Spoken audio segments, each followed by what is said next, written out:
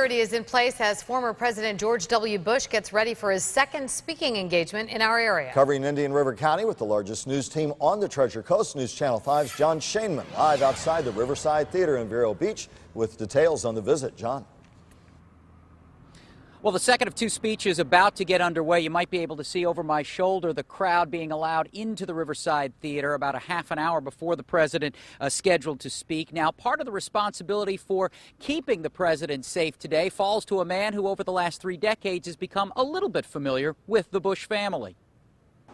In the office of Vero Beach Police Chief David Curry, there's a picture of then Corporal Curry with former President George H.W. Bush during a visit to Dodgertown. The majority of the officers working that was our SWAT team, and I was a part of our SWAT team. This picture was from 1994.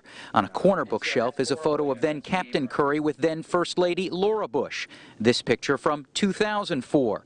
Fast forward a decade later to Laura Bush's husband. And today it's the chief's responsibility to keep the former commander-in-chief safe while he's in the city. Big crowds came to the Riverside Theater to hear former President George W. Bush. He'll talk about the country and how wonderful it is. Without going into specifics, Chief Curry says they worked in partnership with the Secret Service. We know the city, we know the airport, it's in our city, we know the lay of the land, if you will. So we work with them and other agencies here in the county. Last Friday, a man was arrested in upstate New York who threatened to kill President Bush. You have to pay attention to that and take it serious. But to my knowledge, that's not coming to play in our operation today. Outside the theater are a number of city police officers. One officer led the president's caravan to the theater. Last year with several of our officers and detectives and Chief Curry says it doesn't matter the political party. His job is to make sure whoever the high-level dignitary is, that their visit here is safe.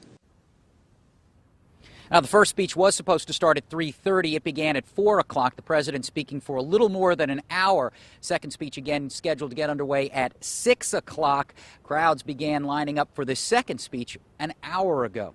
We're live in Vero Beach. Jon Shainman, WPTV, News Channel 5. Carlos